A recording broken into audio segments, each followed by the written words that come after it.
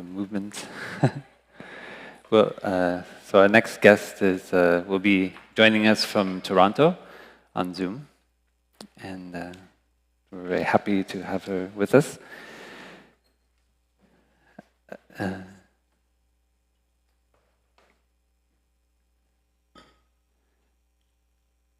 So maybe if we can highlight Elli, Dr. Elli Weisbaum,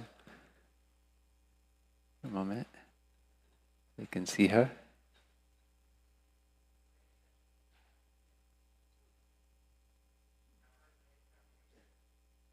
Hi, Elli. Maybe if you say something, you'll magically appear in front of everyone.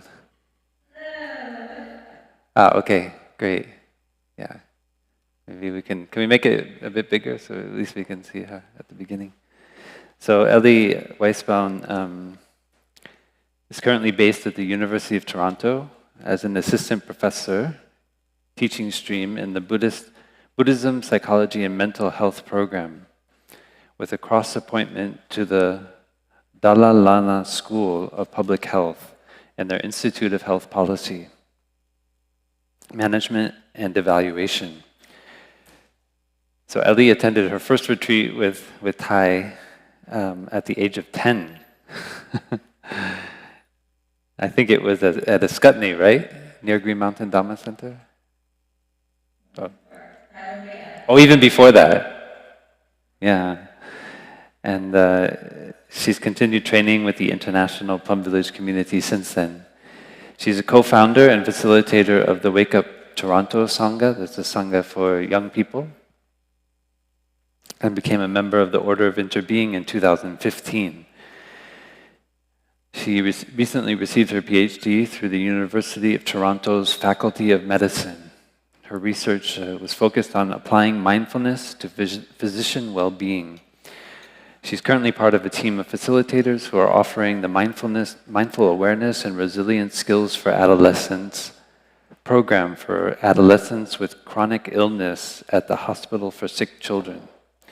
She has collaborated with the University of Toronto's Faculty of Law, Dalla School of Public Health, Faculty of Engineering, Rotman School of Management, the Ontario Hospital Association, and MIT to integrate mindfulness into ongoing programming for faculty, staff, and students. Elli's novel background in both academic research and traditional mindfulness practice provides a distinct approach to her ongoing work teaching and researching in the field. So, thank you, Elli, for being with us today. And we pass it over to Dr. Elli Weisbaum.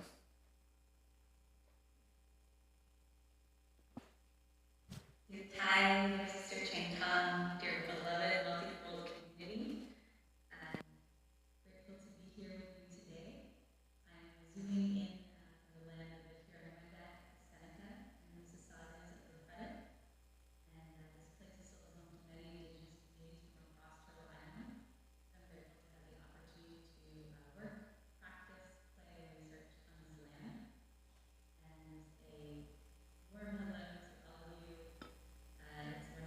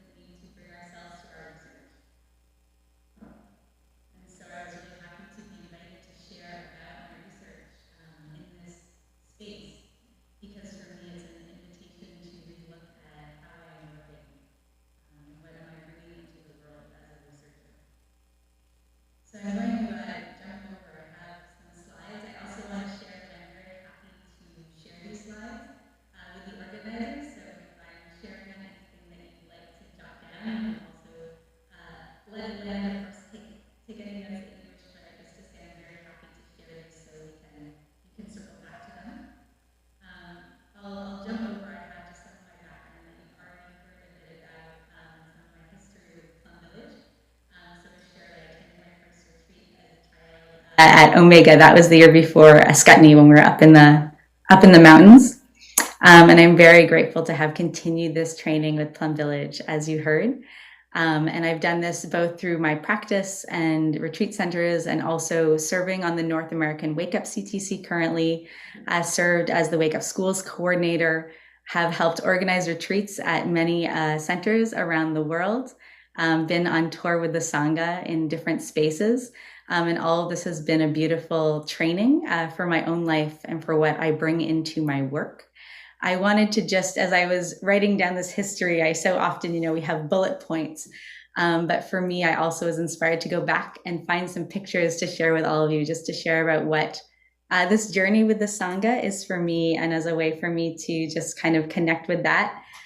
So here we are at a retreat with Thai, doing some walking meditation.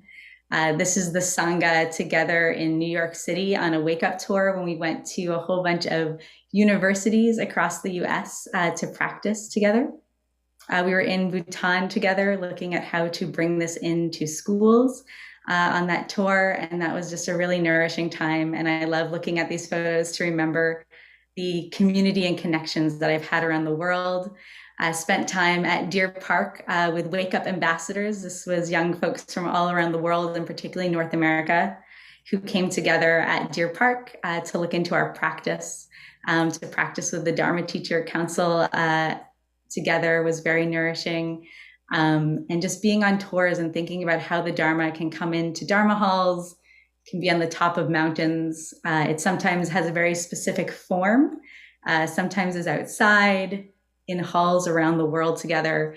And I just want to come to this photo of go as a Sangha, and to just kind of take in what is this nourishment that I have been so grateful to receive from the Sangha over my life.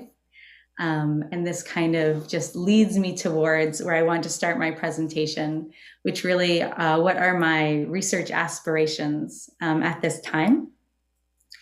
And so for me, before I share on a very particular research study, I just wanted to come back to this deep intention that I've had, I think, from experiencing the practice for so much of my life, which is to consider what it might mean to build bridges between science and Dharma. I can remember as a teenager, you come home from retreat and your friends are like, what were you doing? And you have to decide in that moment, how do I explain this? How do I translate this? And as a young person, for me, that was often just to bring my practice to the spaces I was in, when my friends were all gossiping behind each other's backs in high school, and that was quite challenging for me. I could come home to the practice inside myself. But as I continued on in my journey of life, I love education. I love learning and researching and, looking under the hood and seeing how do things work. And so I wanted to start bringing my practice more explicitly into my life. Through Wake Up, through being part of growing a Sangha, I got to do that. And then also through Right Livelihood, what it meant to actually train and research these teachings. And so for me, I wanted to share a bit about those photos. For me are this journey I was on in my personal life, and then to share a bit more about how I've brought this into professional spaces that I'm in. And I always have this question when I think about my research aspirations, which is how to conduct research on mindfulness while mindfully researching. This is a research question I have for myself. When I began my PhD, I heard from so many people that doing a PhD is isolating and exhausting. And I thought, I don't know that I want to pick that suffering up, although I did a little bit, and we can share more about that. But, I thought, how might I go as a Sangha, as a researcher? What would that mean to bring joy and play into the work I do? And so with this research question, I conducted many years of research and continue to look into myself on this. And now that I have students and supervise, how am I transmitting this as well? So what I want to share with you before I get into the research study that I've been invited to share on is a quote from Thai. This quote actually starts off my dissertation. It's about 400 pages. And right on the first page is the quote that I'm about to share with you. And for me, this quote was really a guide and an anchor throughout my entire PhD process, which is why I shared it at the start of my thesis. And it continues to be an anchor for me as I consider these research aspirations. How do we build bridges between science and Dharma? And how do we conduct research on mindfulness while mindfully researching? What does this look like? So I'll invite us to, if we want, we can close our eyes or keep them open, but just to hear this beautiful invitation from Thich. The reference is on the slides. It's from his wonderful book, The Sun, My Heart. Meditators, since the beginning of time, have known that they must use their own eyes and the language of their own times to express their insight. Wisdom is a living stream, not an icon to be preserved in a museum. Only when a practitioner finds the spring of wisdom in his or her own life can it flow to future generations. Keeping the torch of wisdom glowing is the work of all of us who know how to clear a path through the forest in order to walk ahead. And so I invite each of us to take that in and speak to us in whatever way it does. As I'm presenting to you, I will share how it resonates with me. But I think in the spirit of Thich, we always maybe read the sutra or read the teaching and let it become our own before we hear from others. So just to really invite each of you to maybe just take a moment, that invitation to use our own eyes and the language of our times. And for me, this quote felt like an anchor and a guide because it felt like this gentle and supportive invitation to play with the teachings, to bring them forward into the language of my times. And I could always feel Thich looking over my shoulder with that as I was working. So what was I working on? I want to share with you, this is the title of my thesis, Applied Mindfulness for Physician Wellbeing, a Prospective Qualitative Study. It was conducted out of the Faculty of Medicine at the University of Toronto through the Institute of Medical Science. And I had also a partnership with the Hospital for Sick Children in the Department of Neuroscience and Mental Health. And the full study protocol for anyone who's interested, and I'll share these slides, is publicly available. It was published in Frontiers peer-reviewed journal recently, so you can all access it. What I want to be mindful of in this moment is I really would like to leave time to hear questions and collaborate with you on our curiosities. So I'm going to give myself permission to talk at a quicker pace. I was saying, I was laughing with my partner Rob last night, who's in the Zoom room, hi Rob, that I was like, okay, I'm gonna give myself permission to go at a speed that's maybe a little closer to like hospital round presentations than Dharma Hall. So I hope you'll bear with me. Brother Feplin likes to say, buckle up your mindfulness seatbelts, maybe also buckle up your like methodology academia seatbelts for a moment. I'm gonna kind of fly through a few slides to give you an overview of the study, but also with the intention to leave some time. So here we go. I am mindful that I can talk quickly, so we'll find some middle ground. But I'm going to give a brief study overview. Some of you may be familiar with all this terminology, some less so. If you'd like me to clarify anything at the end, I can, or you can just kind of let it fall like rain around you and we'll pick up the pieces that we know. So for my PhD research study, it was a prospective qualitative study. I'm trained as a qualitative researcher. There were 45 participants, physicians from across different specialties that participated in the study, and I'll explain what the program is in a moment. So I had participants from cardiology, emergency, surgery, neurology, all came to participate in this study. And we were looking at the impact of Thich's teachings on physician well-being, and I'll share in a moment how we brought those in. I had institutional ethics approval from both the Hospital for Sick Children and the University of Toronto. My primary outcome measures, or the data that I was primarily collecting, this was done through something called thematic analysis of post-program semi-structured interviews with a subsample of the physicians. That was 28 participants. So I conducted, we had them participate in a training program based in Thich's teachings, which I'll speak to further in a moment. So 45 physicians from across different departments participated in this 5-week training, and then 28 8 of them did interviews with me after, and that's the data upon which we've drawn findings. I had what we call a purposive sampling approach. So we had a sampling approach where we asked participants who registered for the program if they had... Park messaged me asking for the translators to speak up. Oh, Rob is letting me know that the translators would like me to go a little slower. It's just like being in the Dharma hall. Usually they wave at me. So thank you for this. So I had a purposive sampling approach.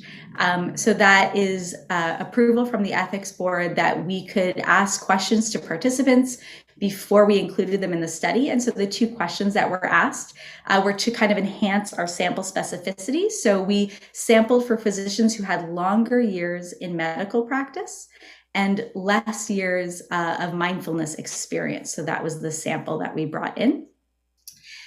And then the research question for the study. So in quantitative analysis, you might have a hypothesis. So you are kind of predetermining where you suppose you may be going. In qualitative studies, we often use a research question. So we have not made an a priori assumption of what the outcomes may be. And this acts as a guide for our study. So for this study, the research question was, how do physicians experience, make sense of, and engage with a 5-week applied mindfulness program? And what is the impact on their personal well-being in the context of their daily lives? So this was what I was particularly interested in, was how would Thay's teachings and this body of knowledge be taken up by the physicians? And also really, how do they apply it in their daily life? And so in the literature that we have a lot of literature around different mindfulness-based interventions. And often we have kind of quantitative outcome measures that are really informative for certain areas, but also to find out, like, what did someone do? Did they use it in their morning? What did that look like? For me, there's a great value in adding qualitative research methods to this so we can explore that. So this slide is just this kind of brief overview of some more kind of technical approaches to the study. What I want to share about now was the program that we shared. So I shared with you that 48 physicians participated in a program that I was researching. And that program was based in the foundational teachings of Thay. And so to date, as far as I know, no other interventions or programs have been explicitly based in Thay's teachings. And so how did we come up with this program? I'm going to share a bit about my approach. One was at the university, I have a PAC, which is a program advisory committee. So over all of my time as a student and researcher, I have an academic committee that advised me. I had 2 advisors from the Institute of Medical Science in the Faculty of Medicine and 2 from the Lana School of Public Health. And I thought this was a really interesting set of eyes from an academic perspective.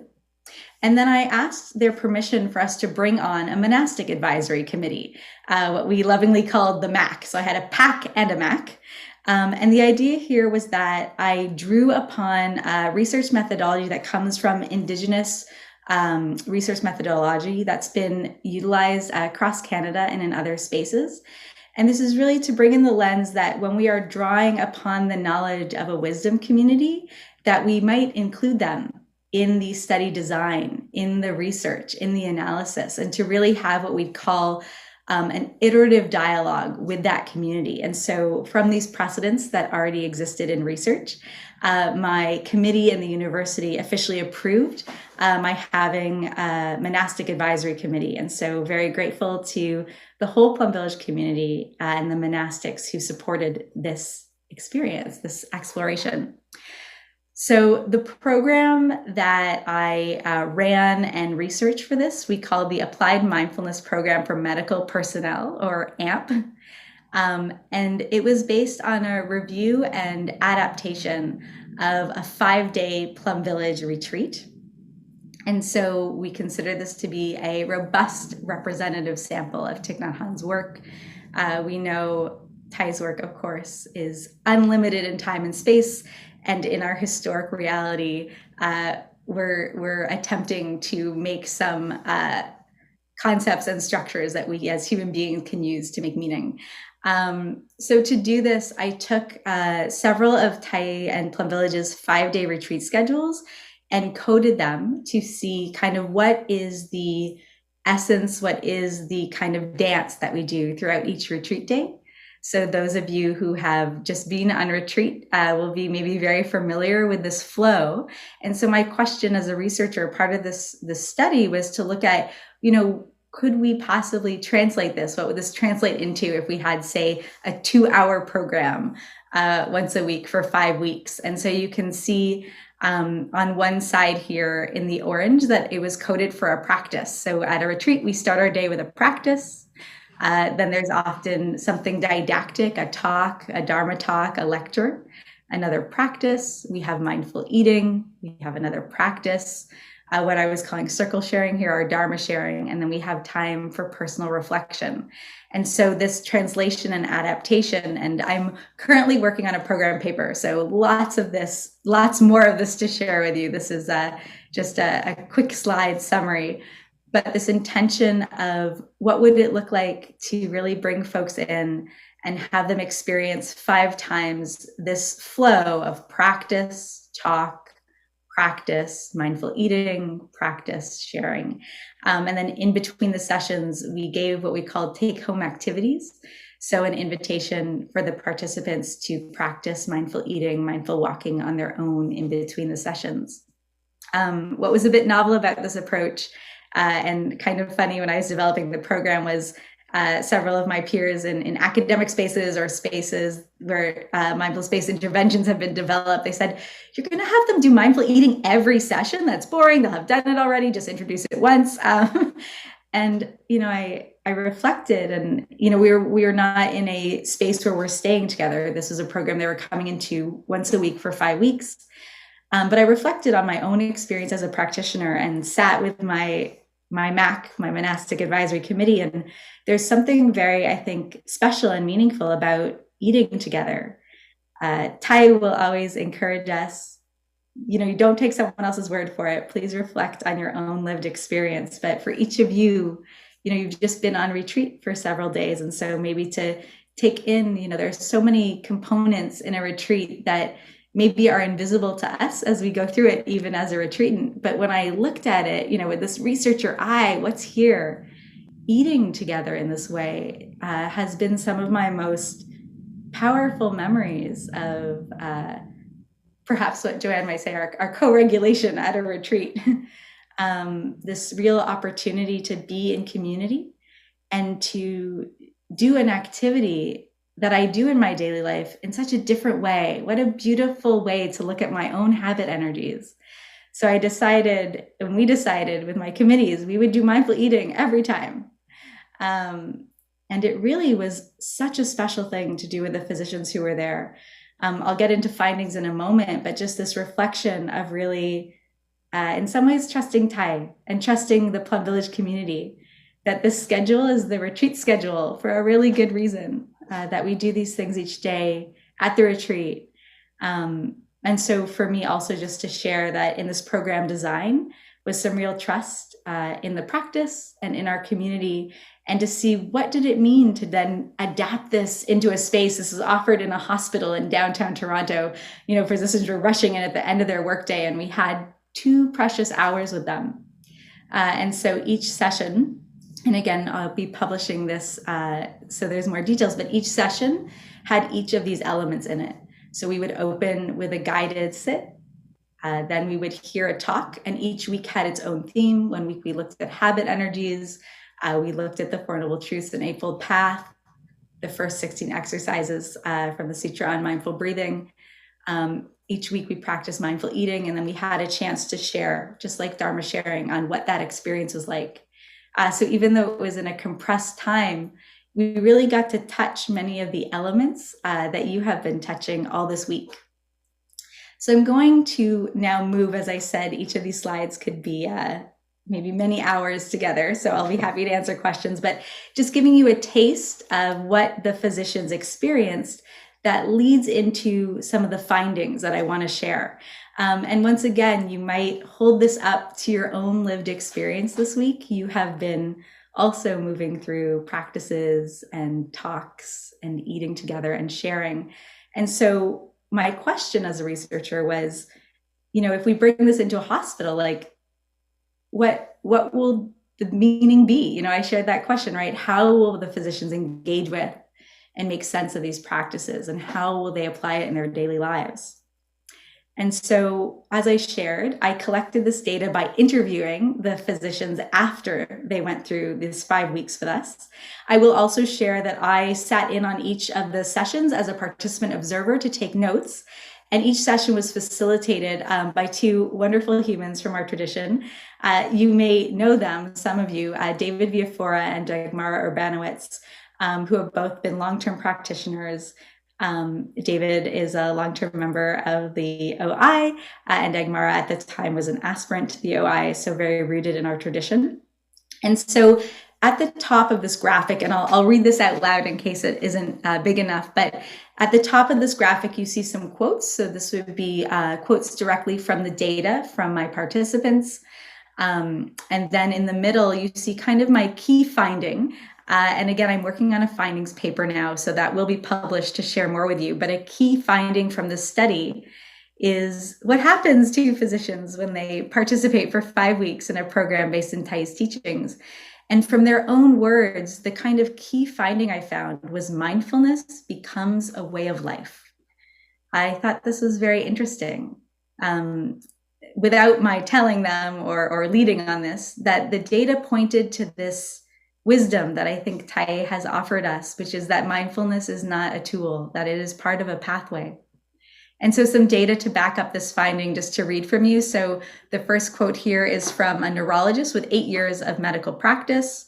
I think this is a very practical way of life. I really had no idea what to expect when I started, so this was a pleasant surprise.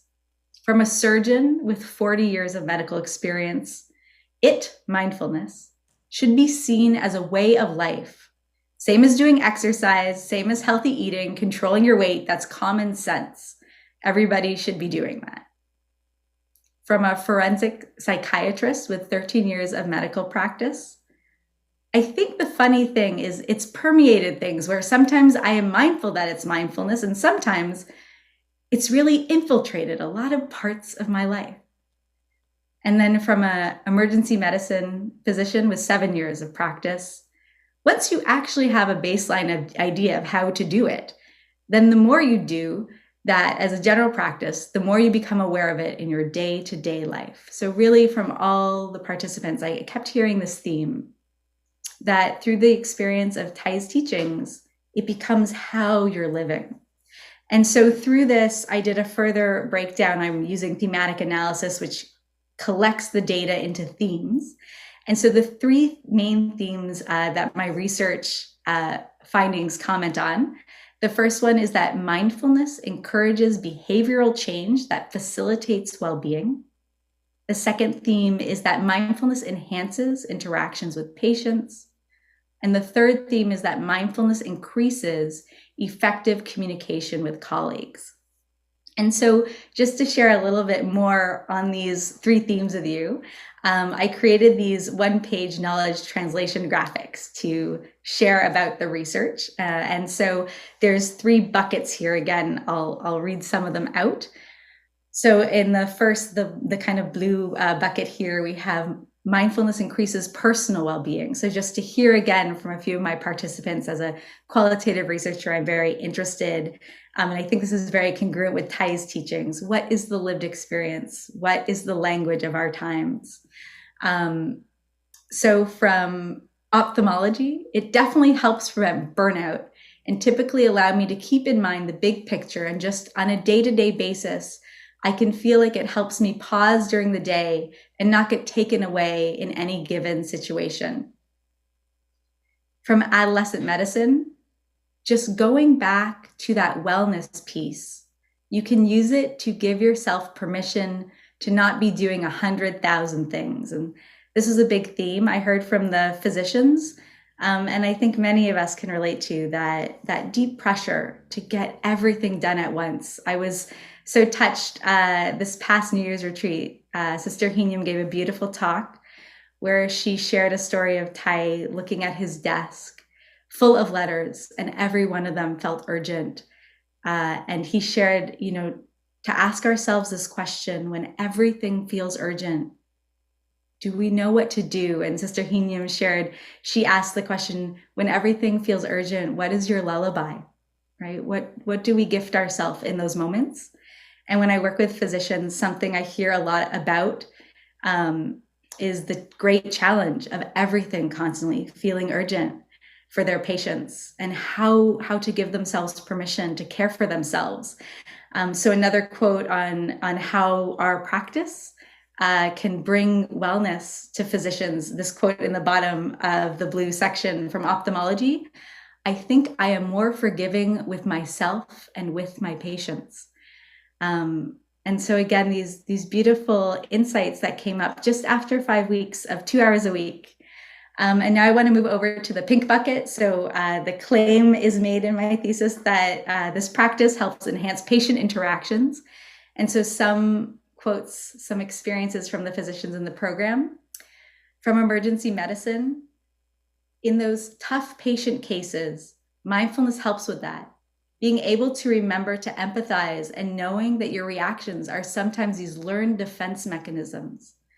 So I heard from a lot of the participants that through the experience of this practice, of Thai's teachings, that they were able in challenging moments, sometimes where they would be frustrated or angry with themselves or a patient, that they were able to be aware of that, and they were able then to listen differently to their patients. So from ophthalmology, I did try and think of patients as people, if that makes sense. I think it brought me back and probably being more compassionate, which would then make me a better kind of doctor, a whole doctor. From anesthesiology, a quote: going from one patient to the next, I take time to breathe so that I am able to start over and give my full to the next patient. And so many ways that you can hear how it infiltrated their lives.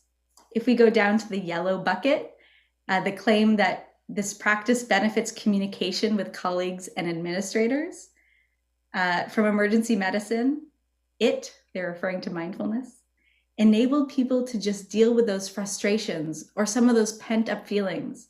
If you're not doing that, then you're just expressing it in other ways, like being angry with coworkers or a patient. So this relationship that the participants saw between how they were dealing with their own internal landscape and how that then impacted their interpersonal landscapes. From psychiatry, one of the leaders who I've had serious challenges with all the cuts that have been made, I was able to sort of be compassionate towards her. And so for me, as a researcher, it's very interesting to see and know, my own lived experience at a retreat that all of you can maybe relate to, and then see what do I then bring home with me into the world. I want to share a little excerpt from my dissertation, continuing to hear from the participants. So one surgeon, the first session of the 5, expressed that they did not believe in this mindfulness stuff. This is a quote from their interview. In their post-program interview, they then stated that they fell in love with the bell, that's a direct quote, and had considered, quote, stealing the bell at the end of the program so they could ring it for their colleagues before their next surgery. And so an interesting piece of this study also was that having physicians from different departments, they started to identify where in their department, that part of my research question, the context of their daily life, right? Thai, our practice, we're interested in what's useful. We're interested in practical application. It was so interesting to hear surgeons identifying that a great time to use a bell would be at the start of surgery or while the OR is being cleaned. The family physicians were often saying that a great place for them to place a practice was after taking notes for one patient before they went to see another. Emergency room physicians were identifying great time while they were sanitizing before entering a room.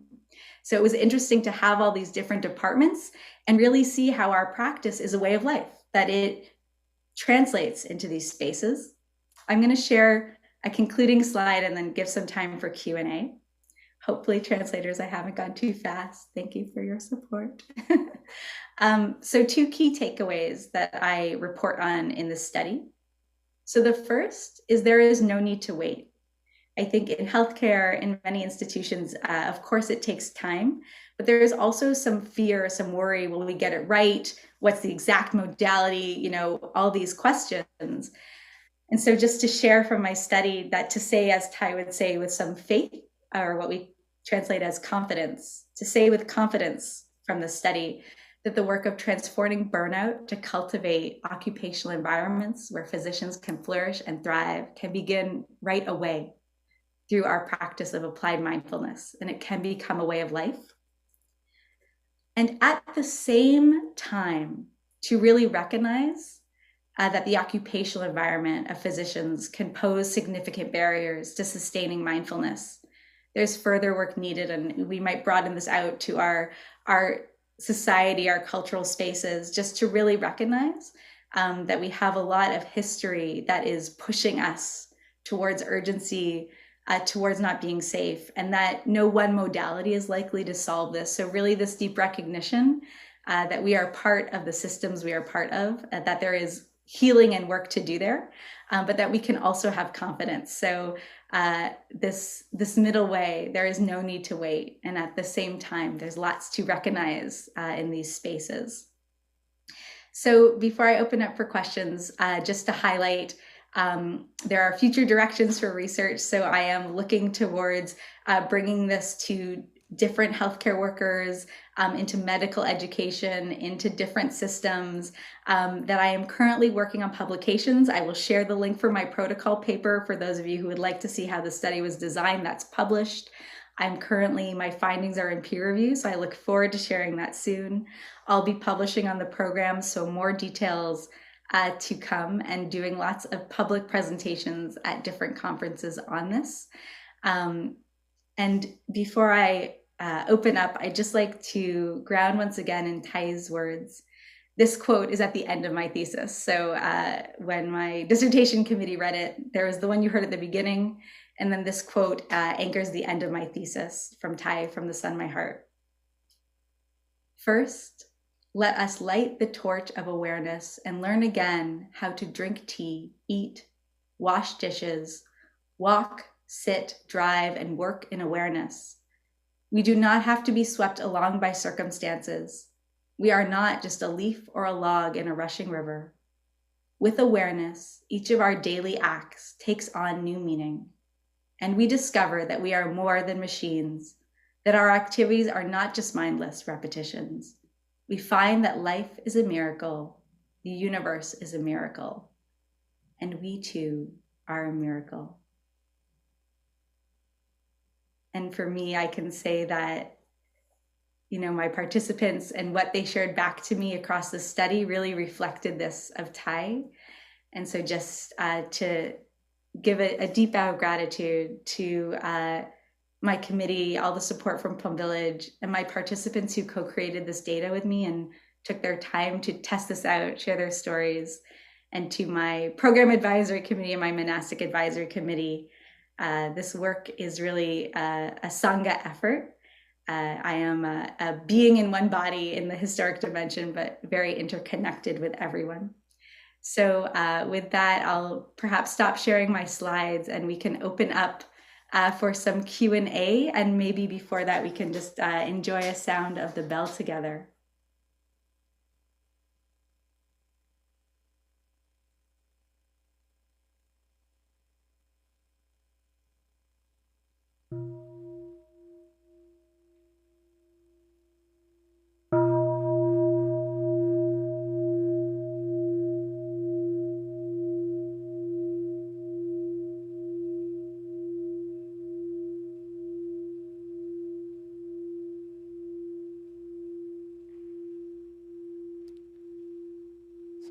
Thank you so much, Elli, for this beautiful presentation. So rich, so full.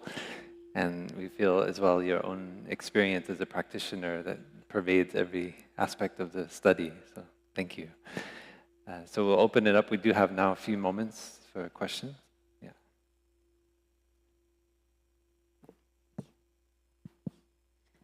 Hi, my name's Tracy Gray. I'm a former engineer, so I'm kind of still engineer, and I'm in the fake science of finance. So they think they're in science, but it's not really. The question I have, and I think I have this question for everyone who's presented, is did you take diversity of race, ethnicity, and gender into consideration with the mix of the physicians, and did you see something different when you did that? And I'm also glad that you're going to look at other professions within health, because nurses are traditionally a more diverse population of gender, race, and ethnicity. And so I'm wondering if you took that into consideration.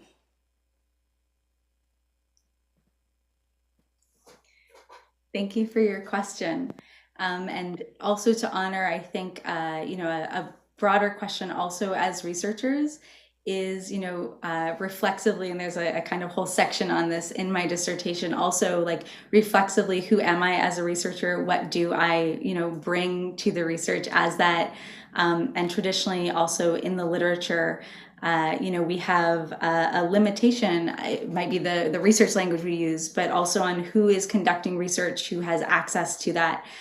So I really appreciate your question.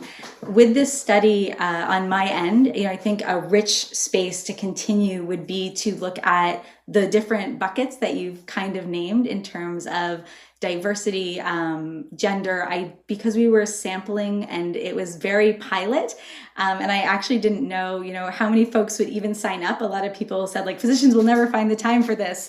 You're never going to get enough people even for your study at all. So for our purpose of sampling, we just did the two buckets I shared, which was years of medical practice and years of experience with mindfulness. But I think a really rich avenue, potentially even to go back in this data on, and in future research would be to consider how those other buckets are brought in.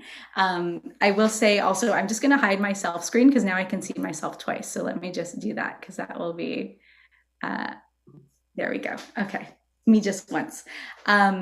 One of the things that I did put a section on in my dissertation was some learnings from Dr. Larry Ward from our tradition and Valerie Brown and Kyra Jewell on what it means to bring BIPOC voices into spaces, what that means both for who is conducting the research, who's facilitating the program, and who's participating. So that tried to honor that within the publications that I'm putting out to say that this was an area that we did not research and look into in depth, and that it is something that wants to be honored and included going forward. And I'll also share what an interesting thing, in Toronto, we have a very diverse population in our city. And so actually over a third of participants in their social demographic surveys shared that they speak a different language as their first language, and that we actually looked around the space and we're accounting in the data how interesting it was that we did have a very diverse and mixed group in the space. So we could visually discuss that and see that, but I didn't sample for that in the sample or in the social demographics. So kind of brief answer to, I think, a rich question, and a question that for us as researchers, my students in my fourth year classes, often when we read the literature on mindfulness, they go, this is great. Who wrote this? Was it all written by, older white folks? And so that's a question that my students ask me, and we need to look into as researchers. Thank you.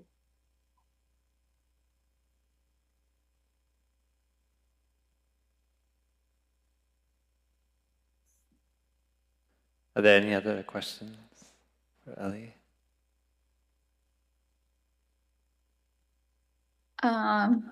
Brother, Lou, yeah. it's Lillian. I have a question for Elli. Elli, thank you very much for your wonderful work. It's very important to really be helping physicians with the COVID pandemic these days. So I was wondering whether you have considered using the sanghas that are around, even in not just Toronto area, But going into the Sangha map, it's so easy to find Sanghas, that's physicians who have very challenging hours. They are just on and off, and the schedule might be very demanding. But if they log onto the Sangha map, they may be able to find something and continue the practice that way to be supported. Thank you. Thank you for your question. And I think, well, first, yes, always encouraging, I'm in many healthcare spaces, for folks to tap into our international Sangha. It's such an incredible resource that we have, this resource of Sangha, of community. In terms of the program, also, I just think also in your question, I hear something that's so important, I think, in the literature right now is how do we make this sustainable, right? If that quote from Thai at the end, that we don't need to just be pushed along, and yet we're in a very strong stream. One of the findings from my study, the physicians accounted that when they were in the sessions, it felt like we were in a boat, and it was easier to paddle up this very strong stream of urgency and exhaustion. And then as soon as they left the session, they were back in the river and drifting away. And so I think Sangha and finding community is such a beautiful way to sustain that. And a question, I think, in the literature and research, for any of you who are at this retreat and are going to research, please help us. What are we measuring? How are we measuring it? But also, how do we continue and make it sustainable, I think is the next really big question in terms of research and publishing. It's a big one. How, we see a lot of programs where folks go through an intervention or have a mindfulness training and then they feel very alone. And so how do we embed this in our systems, in our cultures, in our workplaces?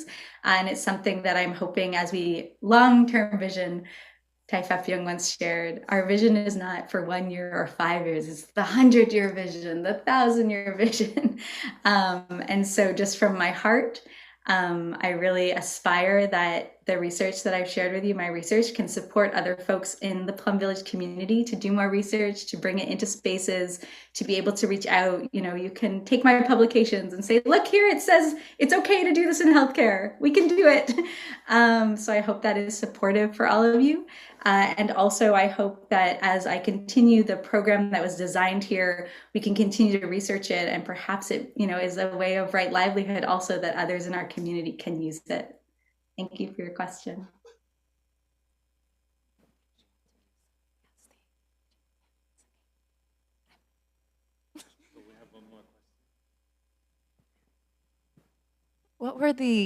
Thank you so much, Elli, for your wonderful presentation, very inspiring.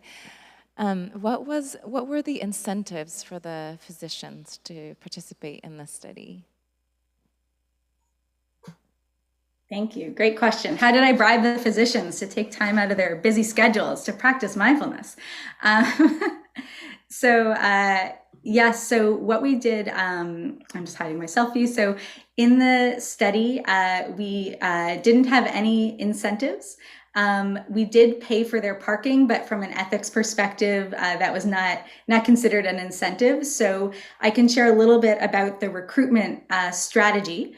So I worked with the ethics committee. Often if you are doing a study, you would say through recruitment, you would then have meetings and discuss, you'd meet with each person individually, discuss the study. They would decide if they want to enroll. There's a lot of steps often to recruiting participants for a study.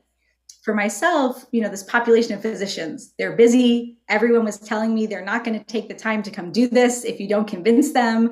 I was going to send out an email. I had several of the teaching hospitals in downtown Toronto and the university medical faculty listserv said they would send out one email for me that was going to come across physicians' desktops. And so in my ethics review and in my study protocol that you can read, what I did for my recruitment strategy was I said, okay, we get one email. And so I very clearly laid out, it was more like registering for a conference. So instead of, it was a research study, but I said, okay, you can register. It's a, 5-week training, this many hours a week. And what you will get out of it essentially is the opportunity to receive this training. And then a background on Thai, and a background on the evidence base for mindfulness and what it's been shown to do. So I really put in front of the physicians the case for this and the novelty of a program based in Thay's teachings, the opportunity to receive this training for free, and that it would be delivered on site at a hospital in downtown Toronto, and that they would be provided a meal each time because we're going to do mindful eating. So that was the recruitment strategy. And I also worked with the ethics board to have it so that they could register for the study in one click in that one email. So we wouldn't have to go back and forth. So we didn't have a lot of incentives, but I did try with my mindful awareness to consider what will make this approachable and doable for the physician. So Thay says, right, we make it useful, we make it practical. And from that, I'm pleased to report that within 2 weeks of launching recruitment, even though I had lots of skeptics on whether physicians would sign up for this, I had over 90 responses, and we only had room for 60 in the study. So it went quite well. And yeah, I'm so curious. I just want to say, well, I still have the mic because I know I have to hand it back to Fapalu, but it's just lovely to see all of your faces and to know, even though I'm not there, that we're on this path together, this path of looking into ourselves and then considering how we might bring that into the world. So it's just a real gift to share with all of you. And like I said, I'll share my slides and the paper with the organizers so they can share them with you. So thank you for your practice and this opportunity to nourish one another's aspirations of science and Dharma. Thank you so much, Elli, and congratulations on your new teaching position. It feels so wonderful to know someone who grew up learning Thay's practice and teachings and exemplifies it so beautifully, that is in that kind of mentorship role and teaching role for so many young aspiring scientists. Thank you. So maybe we can finish here. Thank you so much for the presentation, and please allow us to, we've been practicing with the researchers who are here we'll listen to the small sound of the bell, and we can maybe just massage our legs. Yeah. And then we want to offer a bow in gratitude for your research and for your taking the time to be with us this morning.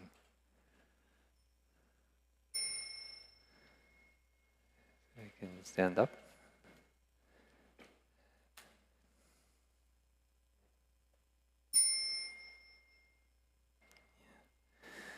Thank you, and thank you everyone.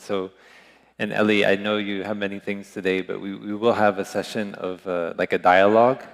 It will happen around 4:30 this time, which would be maybe 7:30 your time. So if you're able to join us, that's wonderful. If not, then we'll see you again soon. Thank you. And for everyone here, so we will now have a short break, and then we'll have lunch in 10 minutes. And lunch is picnic style, so we can enjoy continuing the dialogue and conversations. And then the bookshop will be open after lunch, so if you want to revisit it, and then please, if we can come back here, maybe like 2:20, we'll invite the bell at 2:15, 2:20, 2:25, so we can begin on time for Dr. Lillian Chung's presentation. Yeah, thank you.